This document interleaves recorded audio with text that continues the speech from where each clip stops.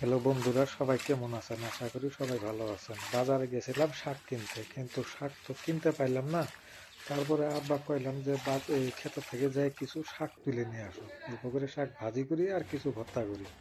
এই যে যে দেখতে পাইছেন, এখন আমি এই শাকটা ভর্তা করবো। ভর্তা করার জন্য পানিটা সবার আগে আমি এখান থেকে মানে ঝেড়ে নিলাম। পানিটা ঝেড়ে নিয়ে শাকটা সিদ্ধ দিমু। এখনকার পানিও ভরাইলাম ফিল্টারে থেকে। এখন আমি শাকটা সিদ্ধ করতেছি, কারণ শাকের পানিটা ফেলাই দিয়ে নতুন করে পানি দিলাম। এই পানিটা যাতে খাওয়া যাবে, যেহেতু শাকের ভিতরে থাকবে।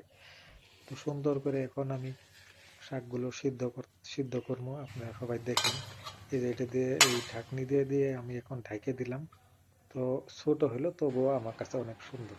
তারপরে এই যে দেখতেছেন বতুয়া শাক, এই শাকগুলো আমি এই শাকগুলো ভাজি বানাবো। কারণ শাক যদি ভাজি বানাতে হয়, নিশ্চয়ই শাকের ভিতরে পানিটুকু ফেলিয়ে দিতে লাগবে। তাই পানিটা ফেলার জন্য আমি এই যে ছাঁকনির মধ্যে নিয়েছি। তো এই এই খাসিটার মধ্যে নিলাম। এখন এই খাসিটা অনেক সুন্দর করে ঝাঁকতে হবে, কারণ ঝাঁকার পরেই পানিটা সবটুকু পানি পড়ে যাবে ওই যে লাল গাবলাটার মাঝখানে। তারপরে অনেক সুন্দর করে ভাজি বানাবো। আপনারা দেখেন, ভিডিওটা দেখেন, যদি ভালো লাগে এর মধ্যে সুন্দর করে একটা লাইক করে দিবেন। তারপরে যে দেখেন, আমি এখন ওই যে শাকটা সিদ্ধ যে দিয়েছিলাম, ওটা ইতিমধ্যে সিদ্ধ হয়ে গেছে। তো এটা আমি এখন এই থালির মধ্যে নামাইতাছি নামাইতাছি তো ভাজা গাড়ি দিয়েই নামাইতাছি। ফার্স্ট ভিডিও তো কথা বলতে পারি না।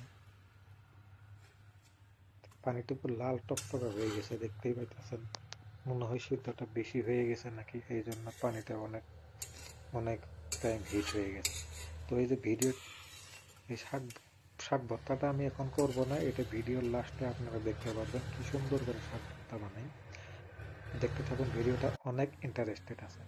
এই যে দেখতেই পাইলেন, শাকটা আমি করলাম, ঝাঁকার পরে এখন আমি এই শাকটা এই যে দেখেন সুন্দর করে আবার এই জায়গায় সিদ্ধ দিলাম। অনেক সুন্দর হয়ে গেছে।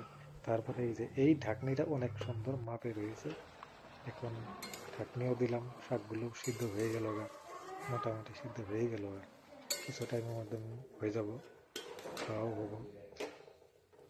দেখতে পাইতেছেন বন্ধুরা, দেখেন। জানি না রান্না বাড়া, তবুও রান্তাছি, দেখি হয় না নাই, ট্রাই করতেছি। হ্যাঁ, এইভাবে অল্প অল্প করে শাকগুলো লড়চড় করে দিতেছি, কারণ লাড়াচাড়া না করলে মানে শাকটা পানি রয়ে যাবে। তারপরে শাকের মধ্যে দিলাম আমি অল্প দিলাম মরিচ, দিলাম তেল, দিলাম একটু রসুনও দিয়েছি। তারপরে 1 চামচ মতন হলুদের গুঁড়া দিয়েছি, কারণ শাকটা খাইতে অনেক টেস্টি হবে। এই দেখতেই পাচ্ছেন হলুদের গুঁড়াটা এখন আমার পুরা মিক্স হয়ে গেছে। এখন দিব আমি পেঁয়াজ পেঁয়াজ দিলে আরো একটু সুন্দর হবে। এই যে দেখতেই পাচ্ছেন, পেঁয়াজ দিয়ে দিলাম, অনেক সুন্দর হয়ে গেল। পানি মোটামুটি ওঠে নাই। আপনারা যদি শাক ভাজি বানান, অনেক সুন্দর করে এইভাবে খাসির মধ্যে শাকগুলো নিয়ে পানিতে ঝাঁকে ঝাঁকে ফেলাই দিবেন, তাই কোনো সমস্যা হবে না রান্না করার জন্য। এই যে দেখতে, আমার শাকটা মোটামুটি ভাজি হয়ে গেছে, লড়চড় করতে করতে ভাজি হয়ে গেল। এখন হয়েছে মোটামুটি, হলদিগুলো ফিনিশিং হয়েছে। তো আমি অল্প খাইয়ে দেখলাম, লবণটা কম হয়েছে। ফার্স্টে লবণ দিয়েছিলাম না, তারপরে লবণটা অল্প দিলাম, সুন্দর হয়ে গেল একদম। বাস, কালকে শাক ভাজি বানাইছিল, শাকের মতো অল্প পানি আসছিল।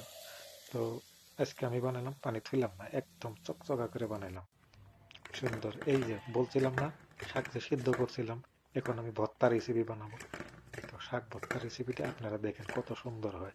তারপরে এরপরের ভিডিওটা একটি সুন্দর ভিডিও আছে, সেখানে কিভাবে আমার শাক ভর্তা, শাক ভাজিতে আমি ভাত খেয়েছি সেই ভিডিওটা দেখবেন। চ্যানেলে আসলে পরে দেখতে পারবেন কত সুন্দর করে কষ্ট করে ভিডিও বানাচ্ছি। আপনারা শিখেন শাক ভর্তা বানান, কারণ বাড়িতে আমার মানুষটা নাই, সেই জন্য আজকে নিজে চুরি করে খাইলাম, বানালাম অনেক সুন্দর টেস্টি করে। হ্যাঁ, দেখেন কেমন হয়েছে। সুন্দর হলে লাইক অবশ্যই পাবো।